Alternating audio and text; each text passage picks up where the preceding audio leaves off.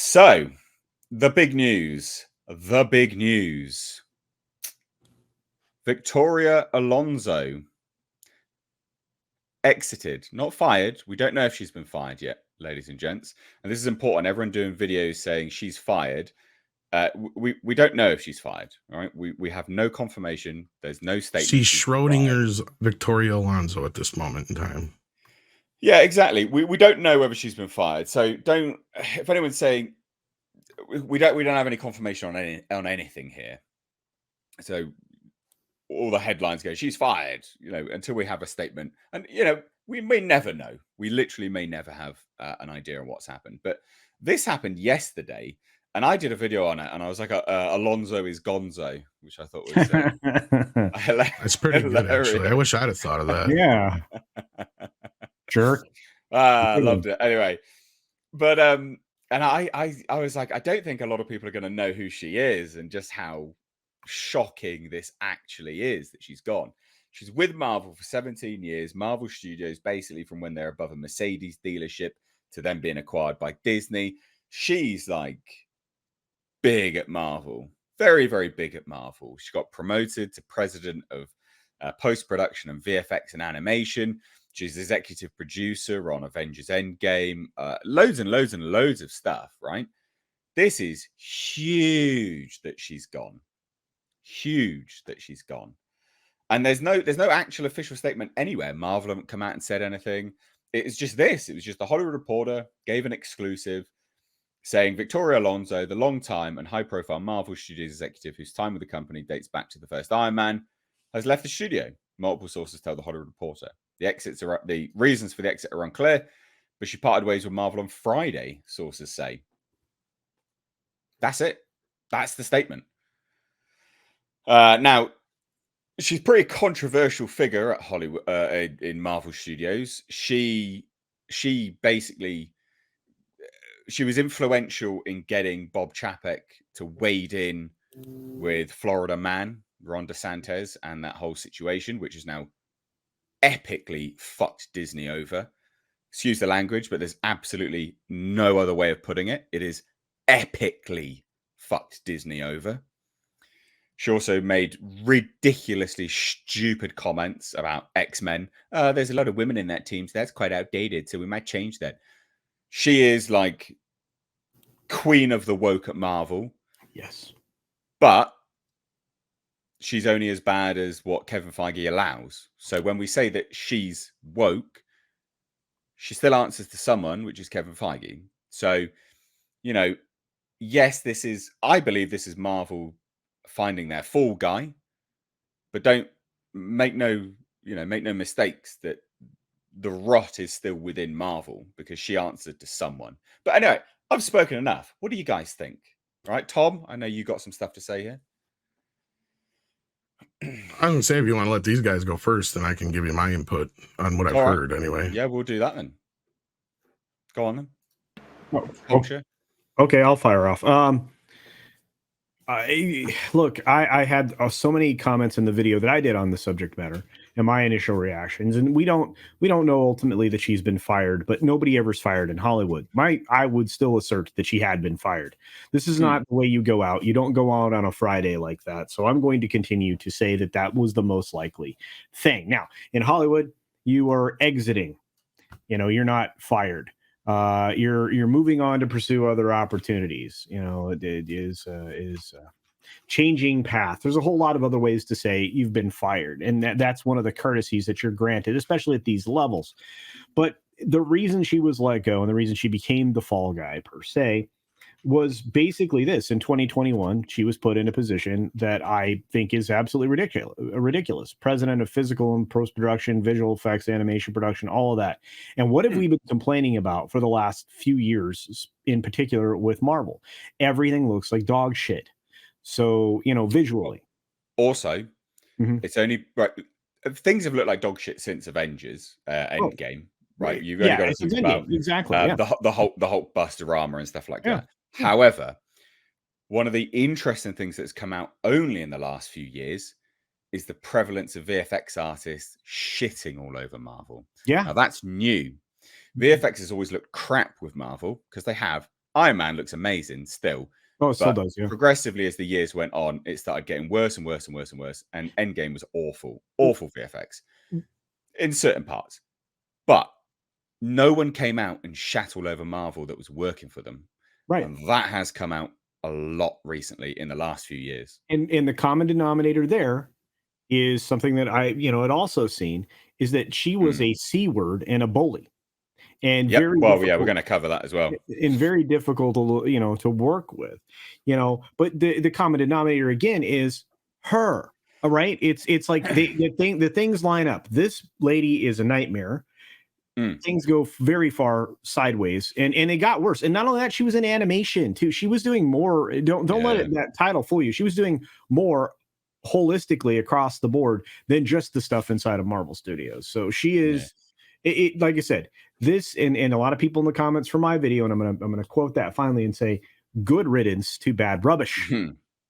Right. Well, so this is what you're referring to is Chris Lee of what was it, New York, New York Mag. Came out and said, so many VFX sources have told me Victoria Alonso was singularly responsible for Marvel's toxic work environment, a kingmaker who rewarded unquestioning fealty with an avalanche of work, but who also maintained the blacklist that kept VFX pros wild-eyed with fear. She held a crazy amount of power, bigfooting all major creative decisions on Marvel movies and shows. Kevin Feige and Victoria Alonso personally approve every single shot, all the visual effects work, which is usually the job of a director or a showrunner, one tech told Chris Lee. The main one that everyone's quite scared of is Victoria Alonso, another tech said. If she likes you, you're going to get work and you're going to move up in the industry. If you have pissed her off in any way, you're going to get frozen out. So that's what you're referring to. Madness. And I can believe it because, again, common denominator, it's only since when she's been taken over that these the VFX artists have come out and said, Marvel is awful. Think about how many articles have come out since 2021 about the MCU and the VFX situation, right? And the fact that it's a nightmare to work specifically for the MCU, not so much Disney, although we did hear some grumblings about Disney as an overall thing. And we know Disney doesn't like to pay anybody. But wow, I mean, I don't know. I'm going to leave room for somebody else to talk there, but she is the centerpiece there. It's very strange. Nick, what do you think, bud? Bye Bia. Man, I'm so glad that this chick is gone. Ever since I heard the statement of the X-Men statement, like there's women involved, like she doesn't even understand the term X-Men.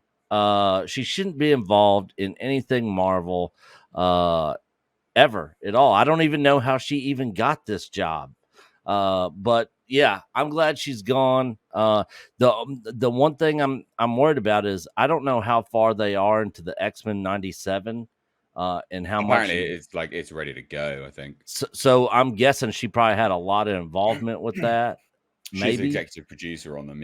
Yeah. So that makes me super nervous for that show because the X-Men animated series, along with the Spider-Man animated series and the Batman animated series back in the 90s, good God, man, I love those cartoons. I could still watch them today.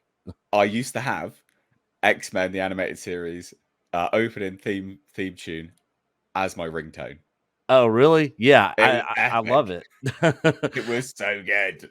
I absolutely love those shows, and so when I heard they were doing X-Men 97, man, I was pumped. But now, with knowing that was involved in it, like it kind of makes me nervous for that show now, because she was a woke mess. Again, I don't know how she even got this job. She shouldn't have been allowed anywhere near Marvel. She shouldn't be anywhere allowed any established IP ever again in Hollywood. But she's gone. Good riddance to her. And I hope she doesn't I hope nobody hires her for any other major IP that there's a big, huge fan base for, because she'll probably just destroy that and the work environment for them as well. Yeah. Well, all right, Tom, let's get you in here now. Everyone's sort of Yeah, I mean, a lot of what you guys have seen here is a lot of pretty much in line with what I've heard, is that she's kind of been given this position a year and a half ago, roughly.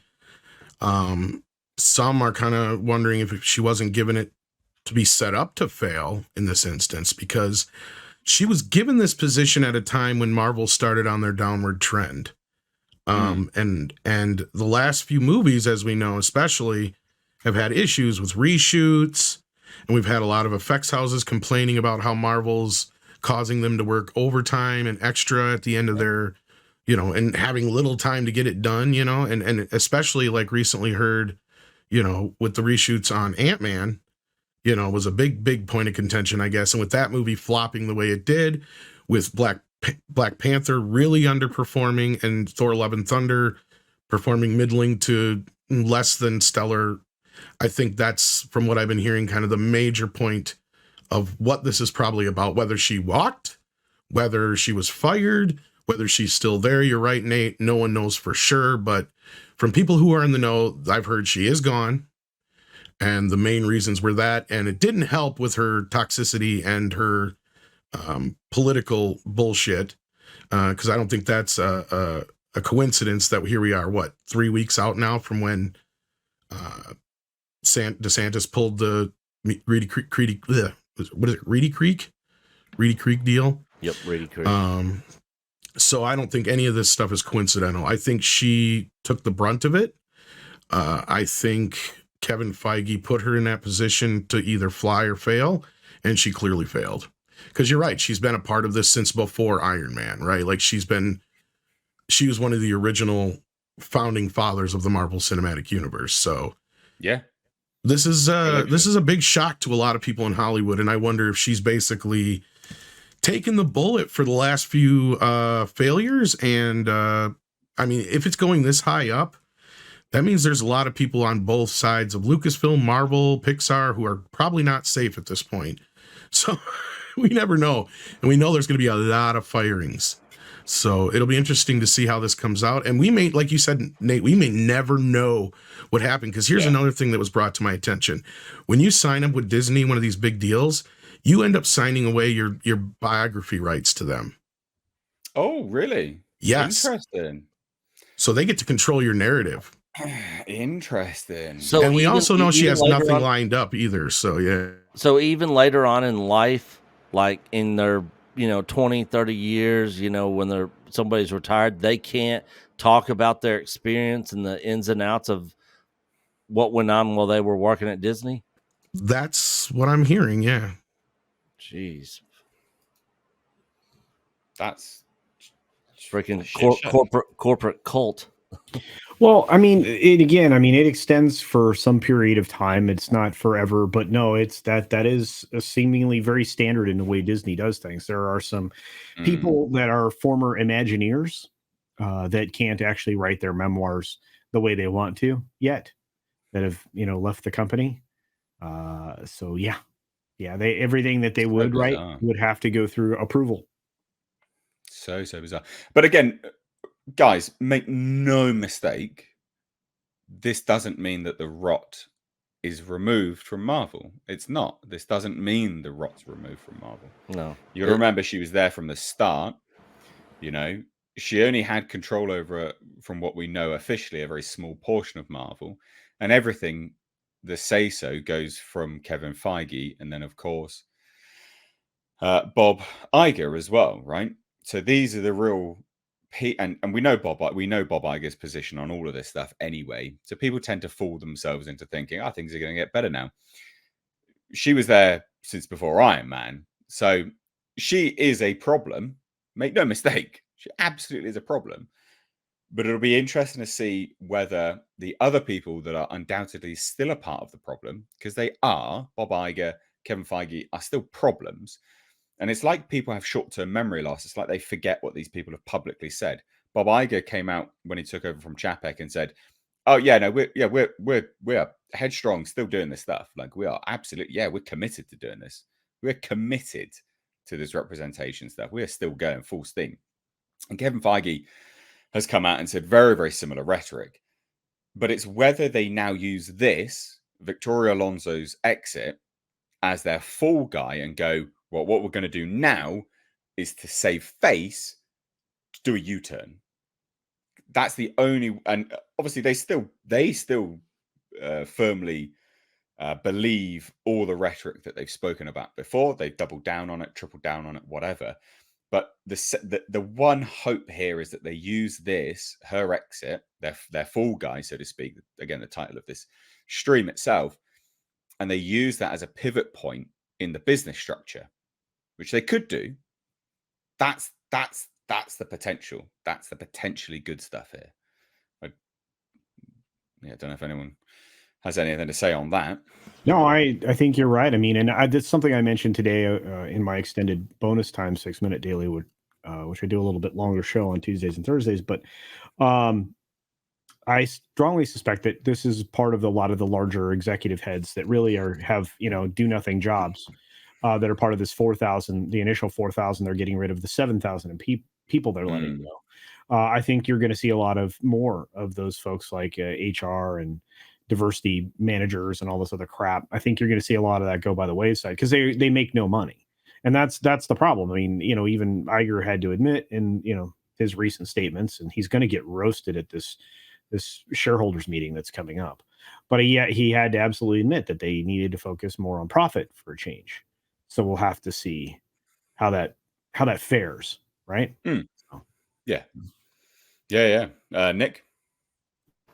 No, I agree with you also, and I've been saying the same thing about Lucasfilm and Kathleen Kennedy, and she's gone. That doesn't mean the rot's gone from Lucasfilm. There's a whole lot more people there that have a lot of blame that they could take for the state of Star Wars. But yeah, I agree with what you're saying. Tom?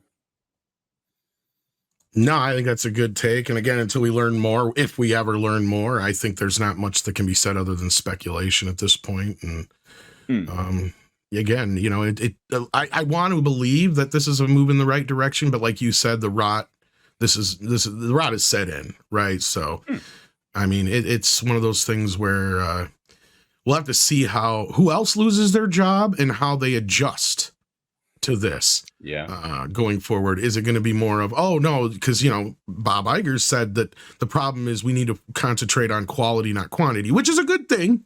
That's a good thing, but that's not the problem, right? In fairness, in fairness, that should have always been the fucking mission, right? Exactly. Should have always been the mission. Suddenly they're like, Bob Iger, oh, good man, Bob Iger, wow, well done. What a profound step. It's a fucking profound statement to be like, yeah, we're going to focus on quality. You should be anyway. What are you doing? Why did your quality control just go out the window? Like, that's an indictment straight away of how you're running your overall business. What are you doing? Yeah. Absolute morons. I literally can't get over how anyone was clapping like a seal when he said stuff like that. It's like, yeah. Why weren't you? That's all I can think of. Like, why weren't you? It's absolutely insane to me. I mean, when your job is basically QC, and the QC is what's out of control the most when it comes to the price of the film. And I mean, we were hearing some rumors that some of these reshoots were costing quite a bit. Right. And that's because they were reshooting, right? The thing is that like Ant-Man, they were reshooting in January. In January, they were reshooting Ant-Man. Could you imagine doing it that tight in the old days when you had to do it on film? You couldn't. Yeah. How would you even get them out there that quick? You just wouldn't be able to. Well, Tom and I were talking about like when they first released Star Trek, the motion picture, the first Star Trek film out there. There was wet prints being run through projectors back then. So I mean, that's where you'd be at. You can't get that deep into. You got to get gold with your product way ahead of time. Delivery schedules and all that way back then. Now you just download it, so it's a little bit different. Yeah, this is true. Yeah, this seems to be a trend in Hollywood. Seems to be all this reshoots, stuff's not working out, last minute, everything's last minute. It's like, what are these people doing over there? Well, a lot of it's like committee filmmaking, isn't it? You know, too Yeah. many cooks in the kitchen, so to speak. So everyone has to have their say. Everyone's got their ear into it, and then Indiana that, Jones is a good example.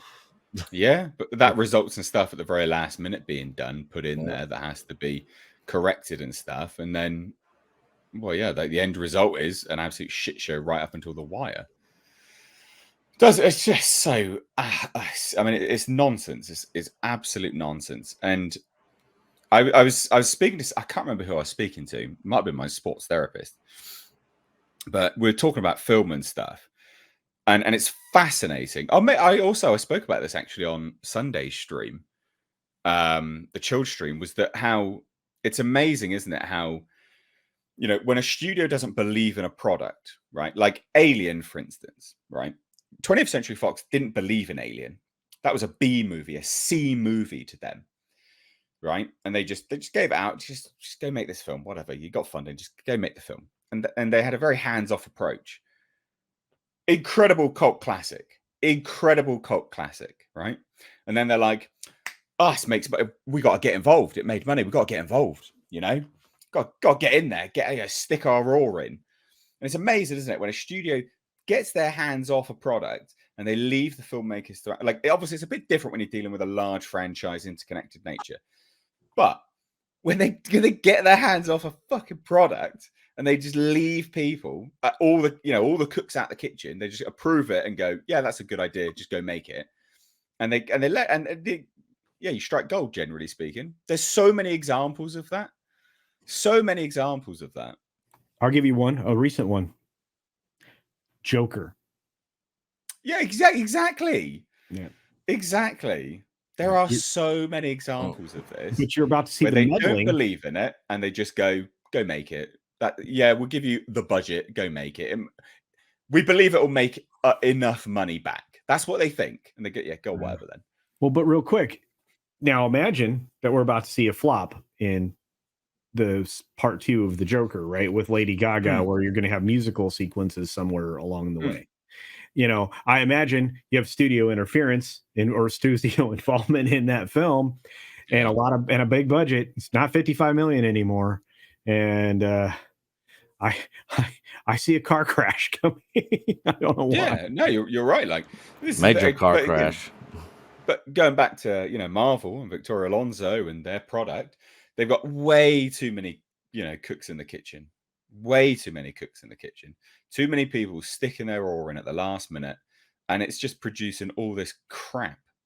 Absolute crap. Bad. Tom, you've not said anything for a little while. Let's get you in. Well, as far as like the studio interference stuff, I mean, it could come from many different places. It can come from, the big offices up because they recently read somewhere that kids are really into dingle hoppers this week. So they go, make sure you put dingle hoppers in this movie. And it's like, well, this movie wasn't constructed in a way that dingle hoppers will fit in. I don't care. Put them in there. But it's a period piece. Dingle hoppers didn't exist, but I don't give a shit. Put them in there. You get stuff like that all the time. Some of the most famous ones are like, when Steven Spielberg had to interfere with a studio note for Back to the Future because Ned Tannen, the head of the studio at the time, didn't like the title Back to the Future. So he told them that the name of the movie should be Space Boy from Mars, so it could go with the comic book that the kid sees when Marty McFly bursts into the door. And Robert Zemeckis goes to Spielberg and he's like, how the frick do I tell the head of the studio that this cannot be the name of our movie? Right? Like, we've all kind of agreed. Back to the Future makes sense. It rolls off the tongue. He's like, look, I'll take care of this. So Spielberg sent a note back to Ned saying, we all had a great laugh. Thanks for the joke. Never heard another word from Ned again. Embarrassed them into submission, basically. Yeah. So if you're not lucky enough to have a Spielberg on your set to kind of run interference, you have no idea what you're dealing with when it comes to some of these upper, and that's where Alonso comes in. She was probably somebody who, and these guys don't seem to understand. And this is what, the few people I talk to in like, that work in special effects would say is like, they got to build these models. It takes time to build all the stuff that goes into them. Then you got to actually animate it. Then you go through the grading and all the coloring and the lighting and the this and the that and all these steps, plus have to render it out. Yep. You know, and that's another reason why most movies aren't done in true 4K yet, is because it still takes quite a long time to render out these special effects. So they're still only done in 2K. And even then, they're still like literally like what Culture said, you know, running wet prints back in the day. Well, this is, you literally have somebody like emailing them at the last moment before the movie gets sent out digitally to theaters with the last shot because Victoria Alonso decided to change one thing at the last minute. But then again, like you said, that's just something we've heard previously with Feige too. So she's not the only one, and it's going to depend on whether or not they learn higher up what the bigger problem is here with Marvel, and I don't know if they're going to do that in time. I feel like I don't think they will. I feel like this conversation's making me think of the current Mandalorian with Baby Yoda being back in season 3. It's like he leaves with Luke, and then Baby Yoda, he's selling, the merch is selling, we got to get him back in there, put him back in there, and then they cram in an episode and figure out a way to like force him back in there. So now they're back together in season 3. Yeah, no, you're right. Going back to and this ties into what you've just said as well, Nick. So going back to what you just said, Tom, about the Steven Spielberg comment, it's interesting now. These studios, for these big properties, they don't hire anyone like Steven Spielberg. No one with that much weight behind them goes anywhere near these projects. Whether they choose not to or they're not approached, who knows? But these are all just first-time filmmakers, generally speaking, pretty, much nobodies. Anyone who was pretty big has all exited due to creative differences. All of them. You name someone that was a really, really, really big director, before that came into this to do a Marvel film. I can't think of any. I could be wrong, but I can't think of any off the top of my head. Just in the early phases. Yeah. Just like with Favreau. When they were good. Yeah, what's his face who did like Thor? No, but Kenneth Branagh was at that time. Joe Johnston was a veteran at that time. Well, even Favreau was still a veteran at that time. He had done, stuff like Zathura and other things that were pretty big movies. And he just did one for Disney, which is why he got, that impressed the folks over at Marvel Paramount at the time. That got him in there in the door. If I'm not mistaken. Well, then, but that still bleeds into what I said, I guess, then, because as the time went on and they started to streamline their sort of. But otherwise, Sam Raimi is the only one Sanders right. Yeah, sorry. Well, no, but again, he hadn't done. What was the last movie he did before that? I mean, obviously, he's still a big director, but. Not as much weight as a Spielberg or anyone. He'd been doing more producing the last few years than anything, because he'd had a few shows that he was producing. He had produced a few movies that came out. I mean, it's a good question. I mean, at the time, to me, I felt like there had to be something they were leading up to bringing Raimi in because of the whole Spider-Man thing happening at the same time. It was like, what are we going to see in the future? Is he going to take over the Spider-Man movies or what? But yeah. I reckon that's how they lured him in. And then they just were like, nah, no worries. See you later. But anyway, interesting. The rot's not gone. Make no mistake, ladies and gents. The rot is not gone.